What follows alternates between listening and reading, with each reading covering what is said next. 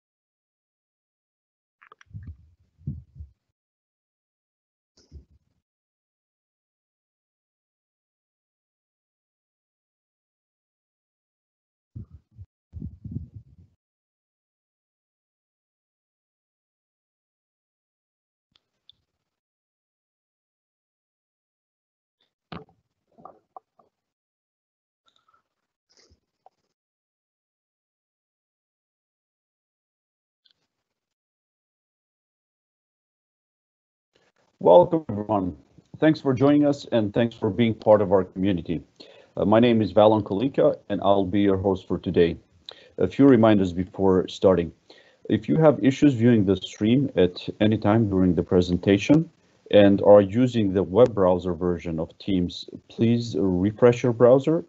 And if you're using the desktop of Teams, please exit and rejoin. Please note that this webinar is being recorded and will be shared publicly. We will post the recordings on our community at aka.ms/security webinars. The link that I'll be referencing there also, you'll find them also on a chat room area section.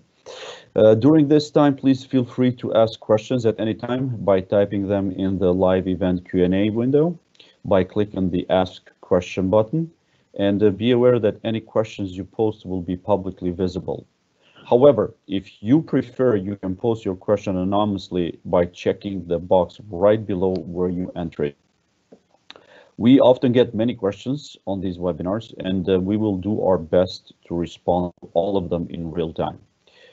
In the event, if the answer was not provided, or if you may have additional questions post this event, please don't hesitate to raise them on our Azure Sentinel forum at aka.ms/Azure Sentinel community. And if you're listening to this after the fact as a recording, that's also a great place to ask a question. We love to hear your feedback on how we can improve these webinars, and you can do that at aka.ms/security webinar feedback. While you're there, please join our community by visiting aka.ms/security community. And that's the best way to ensure you don't miss any future webinars or major announcements. In our community, you can speak directly to our engineering teams that create our security products. You'll be able to influence our product designs and get early access to changes by doing things like participating in private previews, which you can do so by signing up at aka.ms/security private preview. And while you're there, you can request features, give feedback, review our product roadmaps, attend in-person events, well, hopefully soon, or join webinars like this. We believe that the best way to improve our products is by removing any barriers between you and the people that create them. So we hope you'll join us. In today's session, Ofer will take us through KQL hands-on exercise using Azure Sentinel. Ofer Shadaf is a principal program manager with our Sentinel engineering team. And without further ado, I'll turn it over to him. Ofer, the floor is yours. Thank you, Valon. Welcome, everyone. I hope you had a great day, or will have a great day if it's just morning for you. Today's webinar is somewhat different, as it's the second part, hopefully standalone, of a webinar that I did early June. In early June, we talked about KQL, stock query language, which is the query language behind Azure Sentinel. I walked you through a set of exercises teaching how to use KQL, specifically in the context of Azure Sentinel. I also provided an environment, this one, you can type it in while I'm speaking, that enable you to use the examples in the deck to actually learn. So a full hands-on lab.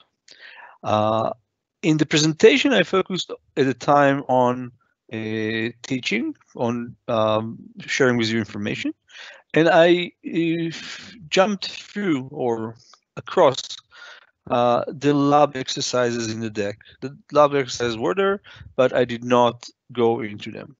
What I'll do today is I'll focus just on the lab exercises. So I'll go through a lot of slides that I will not talk about.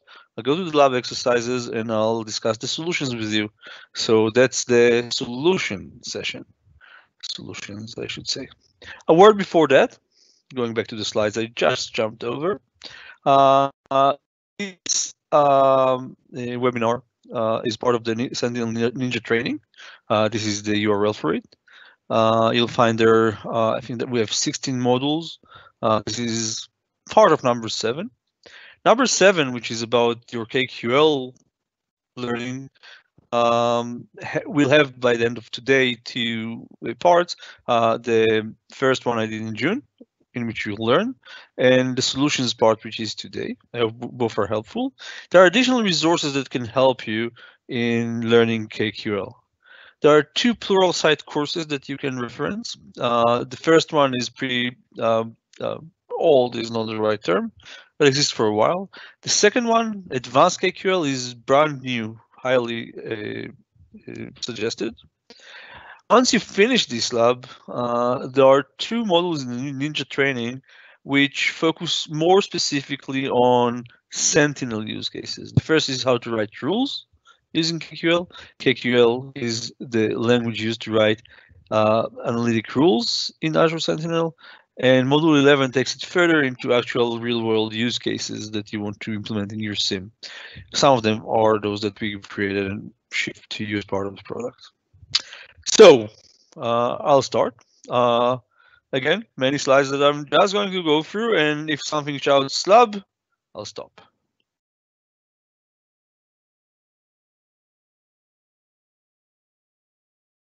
Here. So you'll see there'll be a few jumps like that. I'll try to make sure that when I go to the solutions, they are understandable to most, if not everyone. If you know nothing at all, maybe I'll try to do it good for everyone. The labs are in the order of the original webinar, so they cover the same topics. Sort of another way to look at things with more hands-on exercise.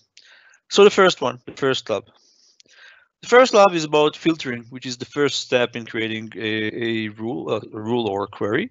And the exercise here is about finding all Windows logon events, starting 2 weeks ago until 1 week ago, so the week before last, that occurred in a computer with name which starts with up. I will not go through the hints that are here for you. The next slide is sort of solutions in step, but I prepared them in advance here. The environment that I'm using here is accessible to anyone with a Microsoft account.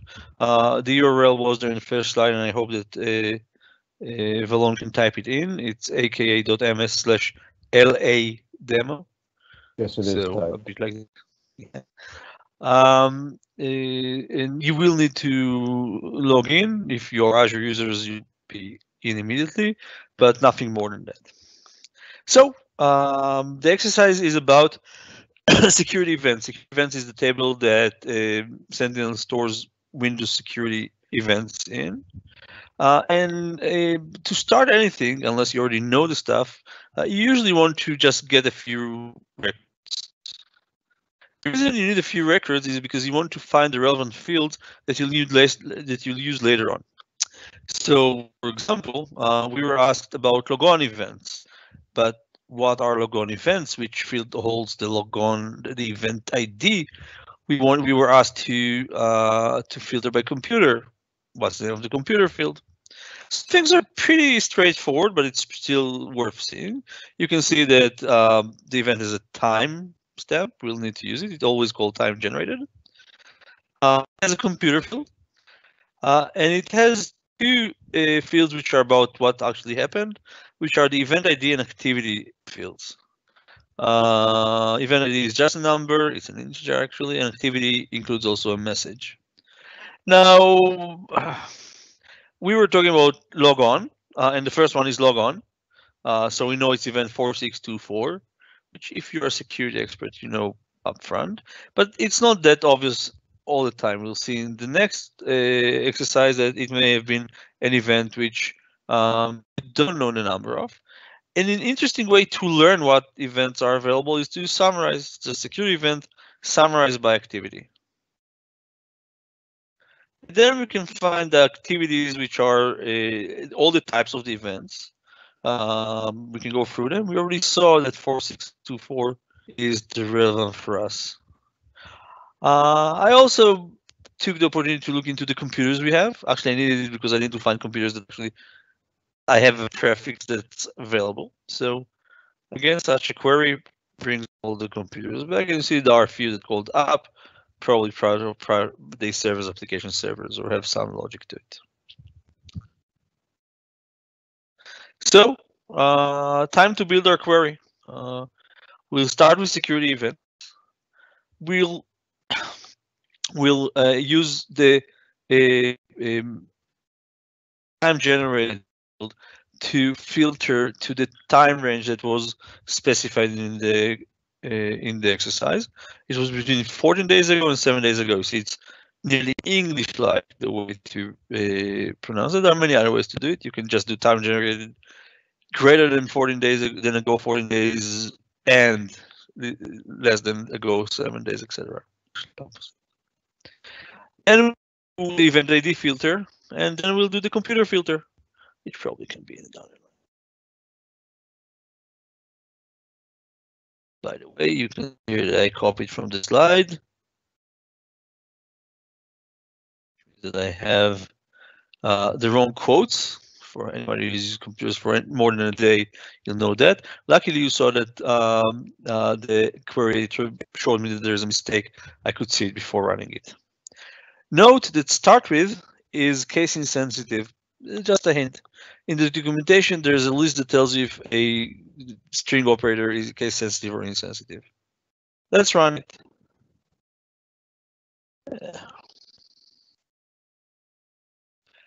The reason I got a syntax error and changed nothing to make it work was because if you mark anything in KQL, it's actually very useful. If you mark anything in KQL, that's what you'll get. So for example, if I mark just that, I'll run just this part of the query. Since I marked a word here, I got a syntax error. So it's a great value. You need to make sure you understand that. Now you see that we got an error showing that there are many, many results, but that was the exercise. The answer is still true. Well, I don't expect you to answer, but for those who don't know, a login event in Windows is much more than a login. It serves a lot of authentication activities alongside in a single session. In Azure AD, a sign-in event is truly a human sign-in. In the Windows realm, it is anywhere between 25 and 40 years old, 4624 is issued a lot and many times. You actually see it here because you see that the account that authorizes is anti-authority system. That's why we have so many of them, and it's not very useful. A way to get that to be useful is, why can't I take that down? Something.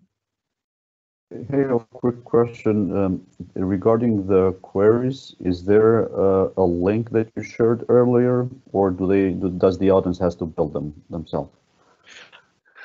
So queries is the exercise. I'm solving the exercise with you guys.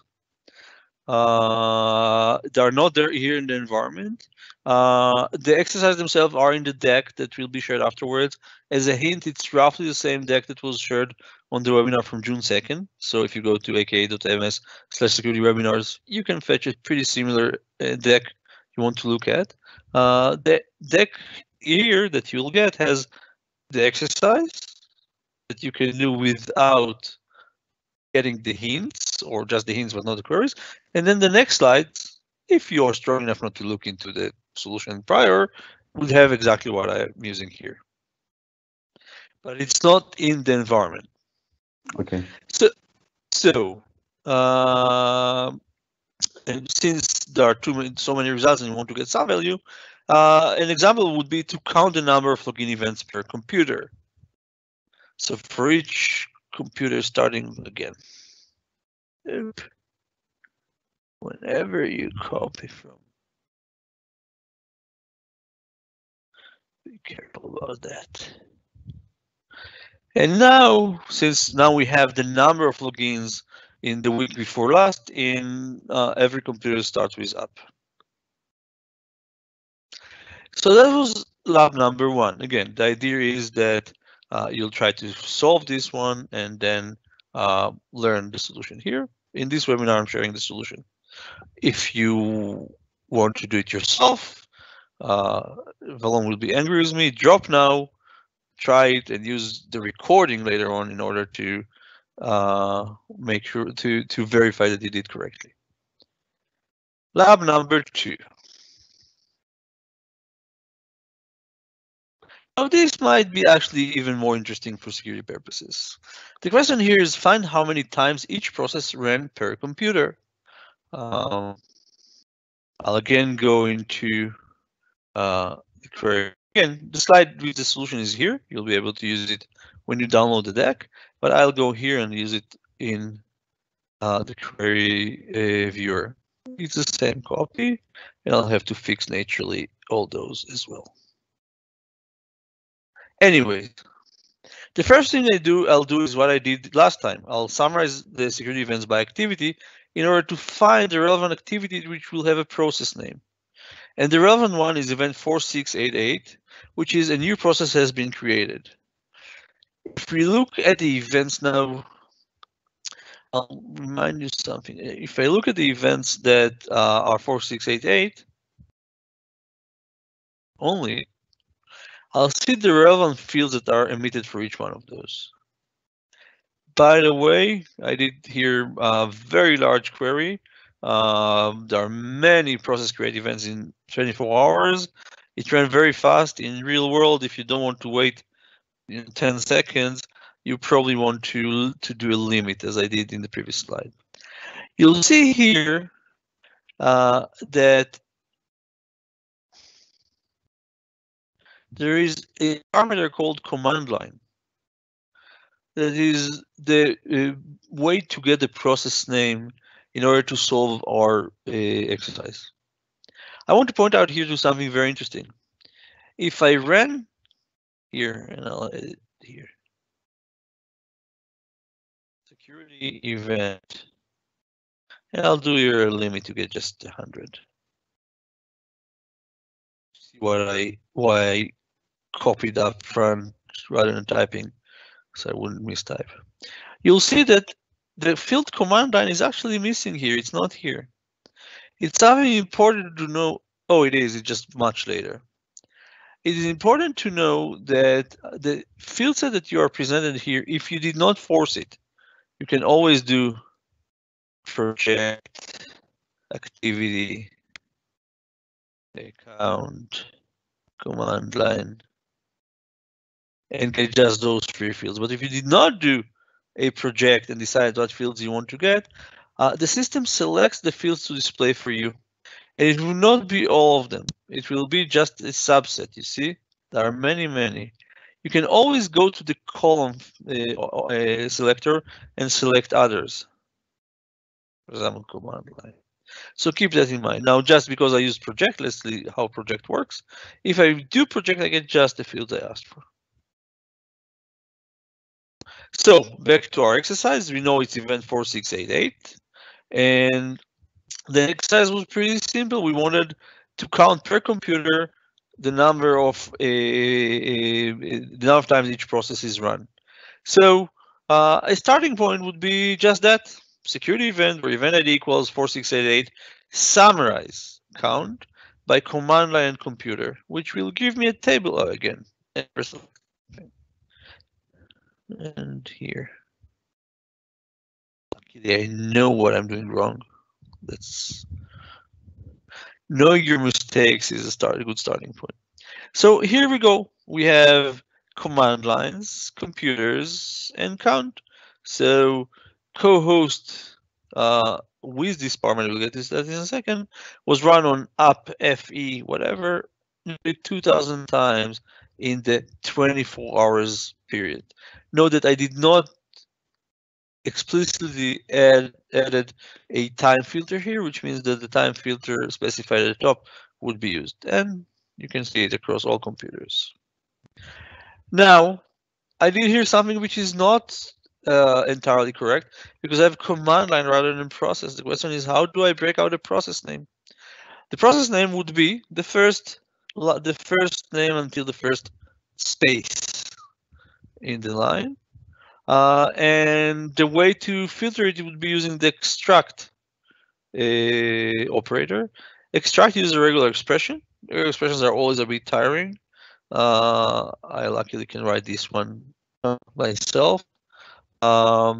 It just takes the first world until a space or the end of line and put it in the process variable. So extract the first element from the command line. And then I repeat the summarize, but with process and computer rather than command line computer. And if I run that, after I fix curly quotes across the board, this one seems to be fine. I can run, and you see I get real command lines. These are real process names running command lines. It may also change the information, by the way, because if there was a process that was run twice with different command lines, it will be now gathered in a single one. This exercise, by the way, I didn't mention, was about the summarize operator, a very important one for analysis. After you do filtering with the where operator, you go to summarize in order to do aggregation and tabulation of the data.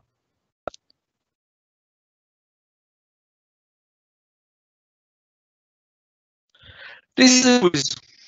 It's not a lab, it's the only quiz here. It's interesting enough that I'll spend a minute on it. I will not go into the log screen here. The quiz here is what is the difference between those two queries. If you look at the queries, they look nearly identical. In one, we use the summarize before the workloads, and in the other, the workloads before the summarize. I will add the argmax argument is a special way to use summarize. It does not count or average over the summarization factor. It returns the max record. So summarize here gets the most, in this case the latest because it's about time generated, event by account. With this in mind, the question comes, if I do the filter for event ID 4624, which is login before summarize or after summarize, what is the difference? It's a bit of a quiz, as the title suggests, and the answer is this. The first variant summarizes the latest event per account, whatever the latest event is, and then filters when the latest event for the account was 4624, so the latest activity was a login. So essentially, whoever logged in and did nothing after. And then count how many of those were, less important here. The second one, first filters only login events, and then summarizes the latest login per account. Now with count, if you just want to count, okay, how many users logged in the last hour, argmax is not important. It's actually not needed here, and you can do summarize by account. Just summarizing how many accounts did any 4624 in the last, say, hour or 24 hours, depending on the time range for the query. If we don't do the count, if we remove the count, if we want actually the last login event per account, of course, argmax is important. I can do that here. Just if I remove that and remove that, the exercise is a bit different. The second one, and luckily the black line is now in the right place. The second line will match every the last login for each account, and the first one will get you only the accounts for which the last activity was login.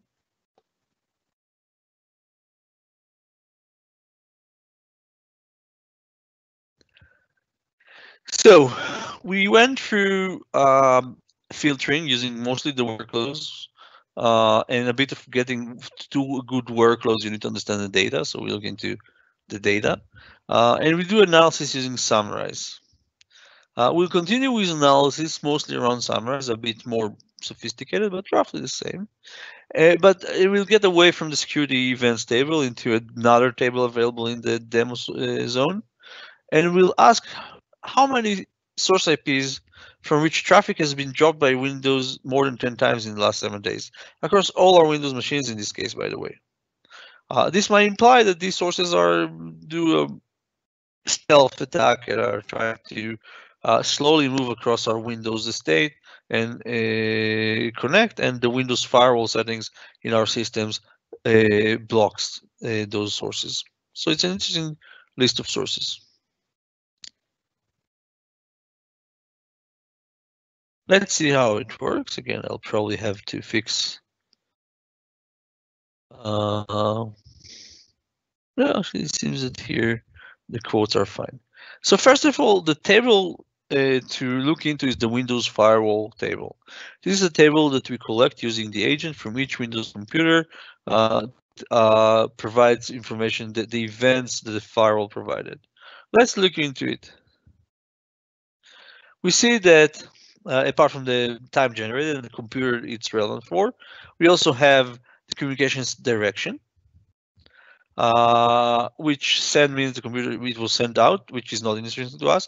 We're looking for the other option. The other option would be when somebody is connecting to this Windows machine. We have the firewall action, allowed, or whatever the other value is, but we want the other value. We'll have to look for what it is. And we have the source IP, where it came from, which is what we are looking after. We want to count those source IPs for which there were many drops over the last 7 days in this case. So in order to find the actual values that communication direction and firewall action will have, I'll again run the summarize action. Windows firewall summarize by communication direction, firewall action, and I'll get the list. And you see that I have the opposite of allow is drop, the opposite of send is receive. Pretty expectable, but those are values I need in order to build my query. The query will be Windows Firewall. That's the table I am. We were asked about the last 7 days. So where time generated ago is more than ago 7 days. The filter is around firewall action equals drop. We were asked about blocked connections. And communication direction is receive inbound drop connections. The analysis would be summarize the count of by source IP. So those events, and notice I didn't do anything by computer, it's across the entire Windows estate, which is interesting for spread attacks. Whether the number is more than 10. Notice here, I'll run that. And I can either sort here by count, or I can actually sort here by count. So it will be sorted by default. Note here that when doing summarize count, I did not name the count variable. And count underscore is the default.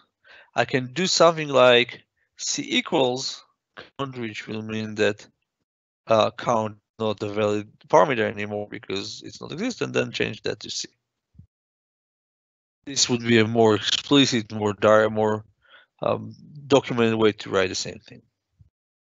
So here we finally go to a real security use case. I mean, apart from that 192.168.0.1 is actually, it's router. It's interesting. It's worth examining as to why do I have this high level of failures from this IP address. As you know, if you do security, such a high number in many cases is a configuration issue, but it might be an attacker. So we start to summarize with a condition after it in order to actually detect things. Now, after we summarized, we'll move into visualization. And we'll talk about charts and rendering. And the first one will be rather simple because it's just starting to chart.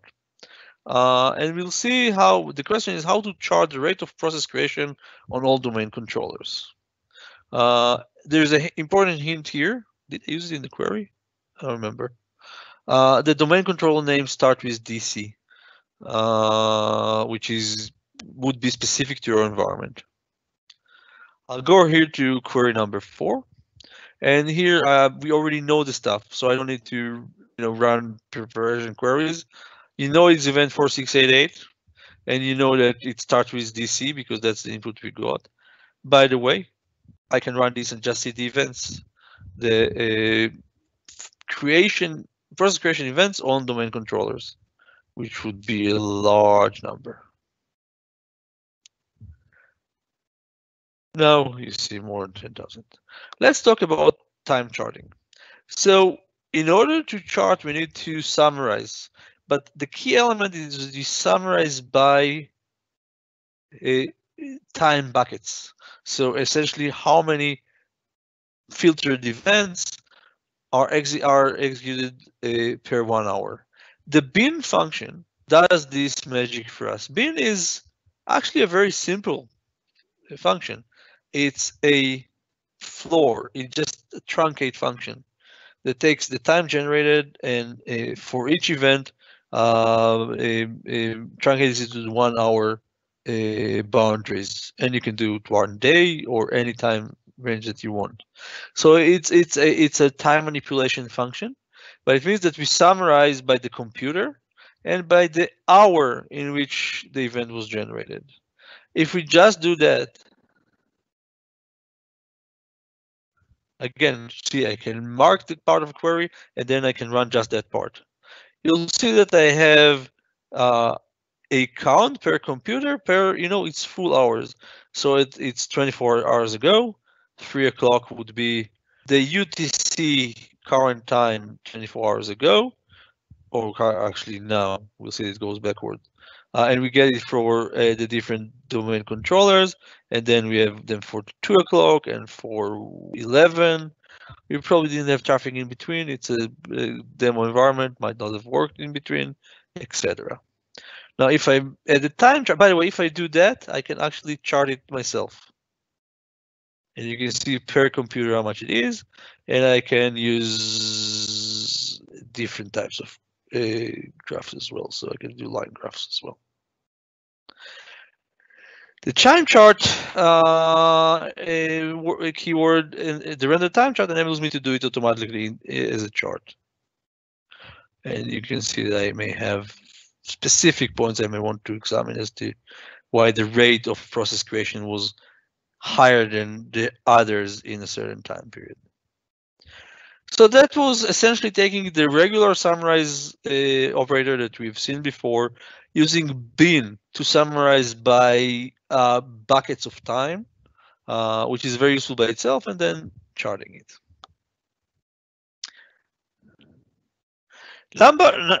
Number 5 will introduce, 5, 6, and 7 are a bit more complicated than the first one. And it introduces a new requirement. One of the disadvantages of the chart you saw here was that I did by computer, which means that I have a lot of computers to account for. You see that we have 5 here, 5 charts, very hard to understand which one is which. A true chart would need less values. And in order to do that, we need to generate those values somehow. So this exercise will get us back to the Windows Firewall table. And we'll want to go over the connections over the last 7 days and check and chart those that were allowed versus those that were dropped. And we also asked to use a legend with the names allowed and dropped specifically. How do you do that?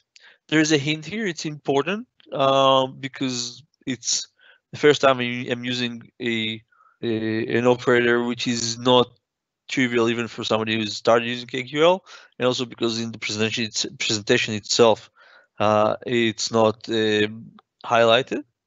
But in this case, I'll walk you through it. So we go to tab number 5.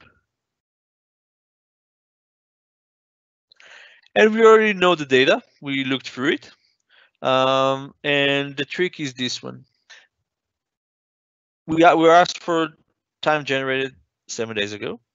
We know we want dropped inbound connections, so it's communication direction receive. And then the summarize trick, it's very useful and repeats a lot in order to condense and count less values.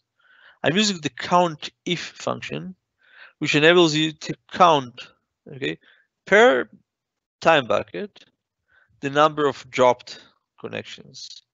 So dropped, and it's important that I call it dropped because I was asked that the label would be dropped, is a count of those dropped connections in this hour. Allowed would be a count of allowed connections in this hour. Again, I'll show you the table format first. It's a bit easier to understand the query. You'll see that for each time bucket, I have 2 numbers that dropped and the allowed numbers. And if I run the entire query, those would be charted. Now by itself, I don't know, maybe the large drop numbers have to be investigated themselves, but we didn't get a lot from the count numbers, allowed numbers, which are pretty small. So the second part of the exercise would be to render the ratio rather than the dropped and allowed.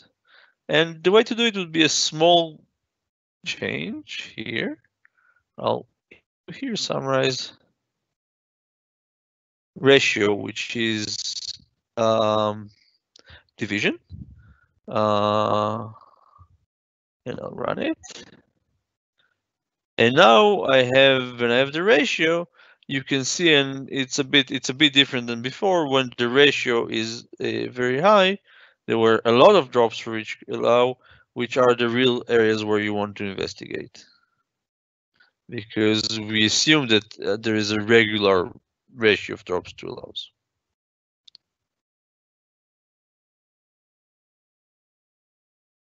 So after talking about summarization and visualization, we're hitting the complex stuff, advanced topics. The first advanced topic we'll address would be the union statement. The union statement just unions multiple tables, so they look as a single table for the following analysis. In this case, we will use the union statement to find the ratio of alerts in the security alerts table to events in the security event table, broken by a day for the last week. So if you think about it, it's a real KPI for SOCs. It's you want a funnel where the number of alerts per event is small, and you want to be relatively constant. If there are more events, maybe you need to have more alerts, and you want to measure it. And the question is, how do you measure that?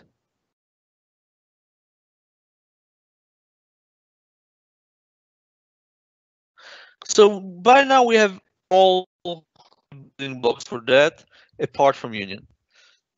If you think about it, the rest of the record of the query here is roughly the end of exercise number 5. What we have before is union. To make the analysis simple, okay. Again, we don't really relate the alerts to the events. We just count them at the same time buckets. We do a union, and the result is a table that has both alerts and events. And we actually count them by type. The union command adds a type field. If I just do that, let's do that with a limit of 100 and run the first part. See, there is, where's the type field? I need to pre-select it here.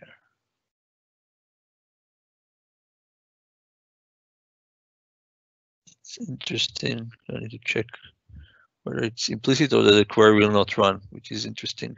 And I need to think what I did run it. Yeah. So it's implicit field. I thought it was explicit. I need to check that one. Anyways, so for each bucket of 24 hours, and actually I think that it was 1 hour that was the actual exercise.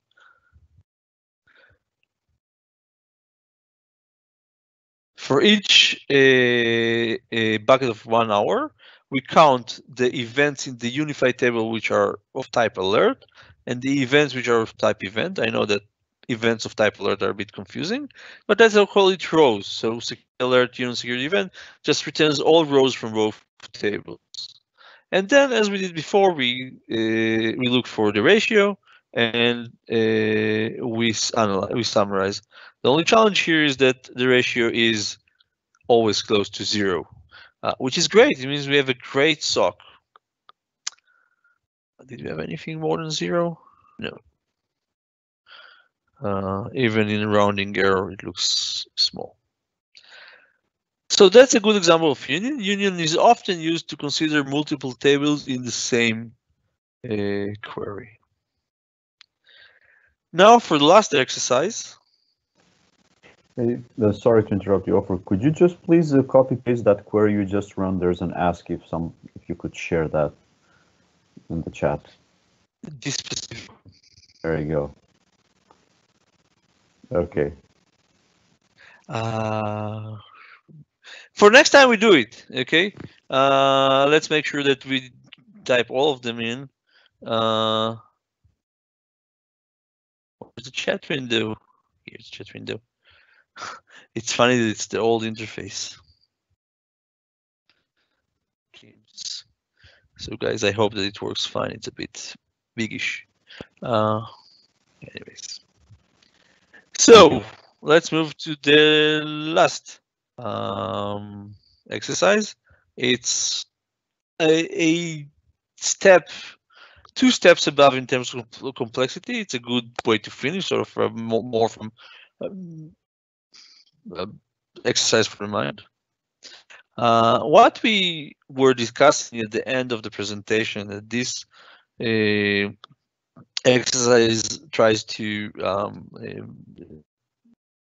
exercise us on, are 2 elements. First of all, using complex data types. They're called dynamic, and are important due to the data that we are using. And the second one is join. Join, and I probably should show you the slide. It was somewhere here, this slide. Does an intersection of 2 tables based on a common field. So back to the exercise, and we want to show for each account that has alerts, how many alerts with security events types it had in the last 7 days. And we want the event types that are relevant. Okay. So sorry, text here is not correct. You'll see it when we see the query itself. How many security event types were applied to any account that had an alert in the last 7 days? It's an interesting query for investigator or hunter. This user had an alert, something is unique about him. I want to see the list of events relevant to him to sort of explore what he did.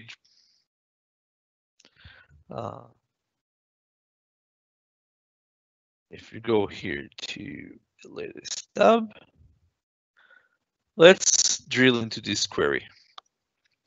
So we started with security alert table because the first thing we were asked is only users that had security alerts. Now, if we run security alerts and then do security alerts limit 10, and that there weren't that many, maybe I need to expand the time frame. Yeah, there was just one. I think it fell to 7 days, will be a bit more. Just one alert. Okay. We'll see. Oh, sorry. Of course, because I didn't mark that I ran everything. So those are security alerts. And you'll see that in the security alerts, there is no user field. Rather, there is an entities field. And in the entities field, there are different types of entities. And one of them may be an account. So we need to somehow extract from this pretty complex data structure only the records that have an account. Now, as much as I would like to tell you that's advanced, in the cloud world, events usually are JSONs that have that level of sophistication. What we do here, and I'll do just one for a good purpose, is we use a very useful command called mvexpand. And what mvexpand does, it duplicates the event and copies the entire event more than once for each value in entities, and put in the field entity just the one of the values in the entities was a list. So if we have here, let's do here, just project entities entity.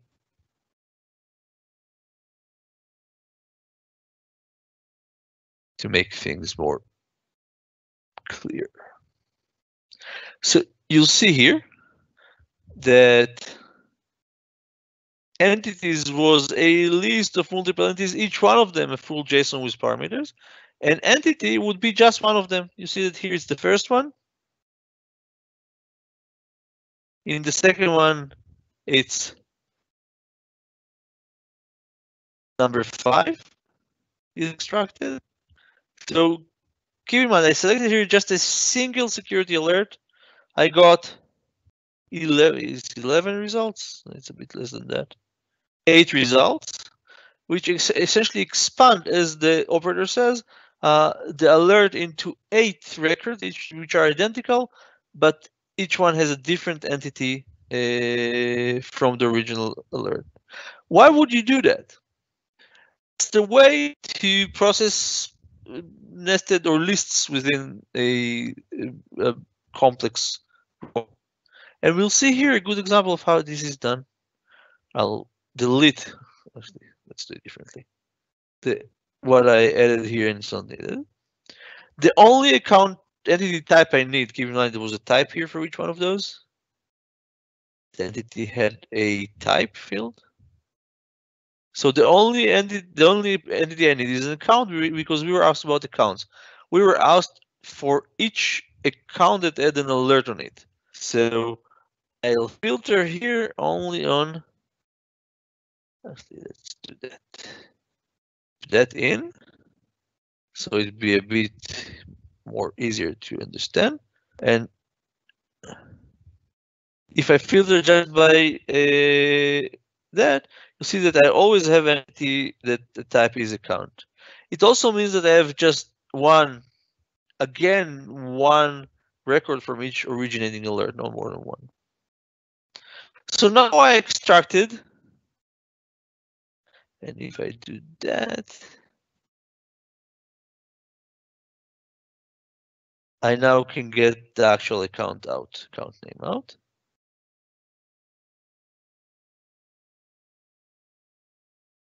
So now I have the account name extracted from each alert. Essentially, that's what all this does. It gets me just those alerts that an account and gets me the account name outside. The need to do a string cut here is because the username or account name in the events table we'll get to in a second is different. Now, the ask was to present the number of alerts per account. That's why we do a summarize. So now we have for each account that had actually alerts on it, the number of alerts. And lastly, all that was still a single table. Okay, the challenge here, the reason it's different than what we saw before, was that the account information was held within a complex structure, a complex JSON array that we needed MV expand in order to analyze. If you go into KQL, actually it's not because of KQL, because the events in the cloud world are very JSON oriented. I urge you to exercise MV expand. It seems awkward when you start with. It's an iterator, but it works differently than in a procedural programming language. Once you get used to it, MV expand becomes your tool of the trade. So a bit short for this presentation, go learn more about it. Now that we have this information below, we'll talk on the joint capability, but keep in mind, forget about the complexity of MV expand. All you go now is accounts and the count of alerts for them. What we were asked was to get the event IDs that are issued for those users. So what the last line does, it takes the result of the previous query, which is just a list of accounts and counts, and it joins them with the security event table on the account field. But it doesn't actually does it on the security event table, it does it on again on the result of the query. This query, again, you saw I just could select it and run it very easily. Very, very useful for experimenting. Returns just the account and the list of event IDs for each account. If you remember, we were asked for the event IDs. Since we have an account here, we had an account in the previous query, we can join on them so that we'll get the account set of event IDs only for accounts which had alerts on. And as we saw before, there was just one. We have the account name. Note that we have account one, which is the field that comes from the other side of the join. They have to be the same. It's very common to do here from check by account one, just not to have duplicates in the result sets. So we have account, which is common to both of them. We have the D count, the number of unique alerts for the user from the alerts table, and we have the set of event IDs from the events table. Since those are two tables and we had to join them on the account name, we had to have two queries, one of them providing the list of IDs for an account, one of them providing this count of alerts for an account, and then join them on the account name. As I mentioned, number 7 is, well, number 7. It's more complex than the rest, but as the last step in this webinar, I hope it was useful to you. Again, the recording will be available. You can try to do the exercise yourself and go through the solution at your pace, own pace. And if you don't mind sharing this last query, that would be great. Thank you.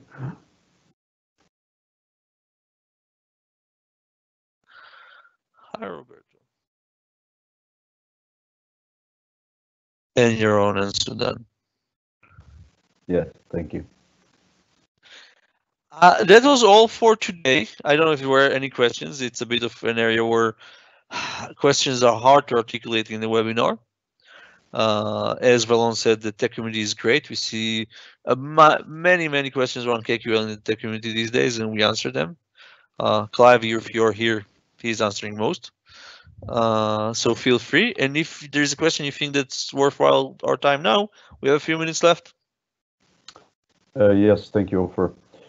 Earlier, when you were showing the chart tab, there's a question related to that, if that chart can be pinned to the centralized dashboard. So not to the central dashboard. So it was actually number 5 for number 4, I guess.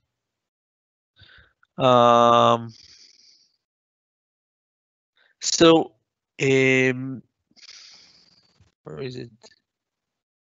I lost it. It can be, I'm looking for, I know, it's in Sentinel, okay? It can be attached to a dashboard.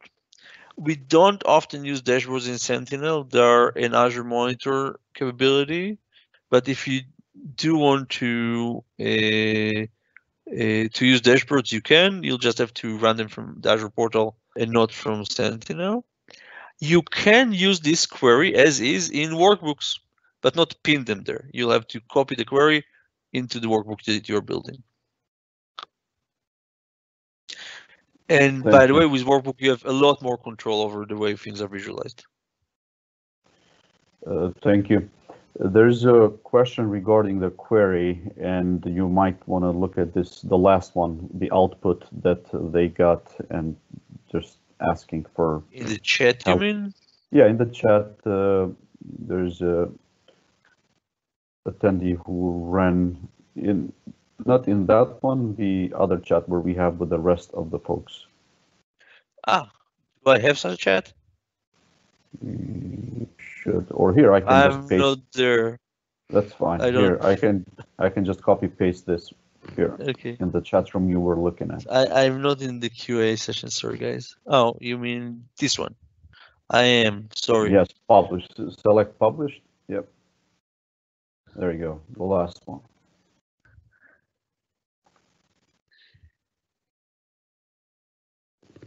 It seems like, as I mentioned, it's pretty hard to debug on a webinar. It seems like you selected a part of the query and not the whole query. If I go to this number 7, if I go to limit 1 and do something like this, the example was just, I'll do the project. Assume you didn't have a project. So those are what we got back was sort of the entities. So this part, and Mimikatz, here you see it. It's a value a part of the query, but not the whole query. So maybe you broke off with a new line in the middle, so you got just part. I'm guessing, sorry, but it's a valid partial result. Thank you for that, Ofer. There's been a couple asked now as far as how can they filter based on the Mimikatz executable file only, file name. Okay. So let's go back to, I think it was here when we did here. So we have a process. I guess the best way here would be where process name line contains Mimikatz.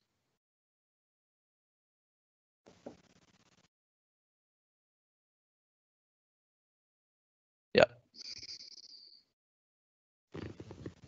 Yeah. So seems that's the one. Great. Thank you. Well, we're getting close to the top of the hour here. Just wanted to provide some reminders before ending this call.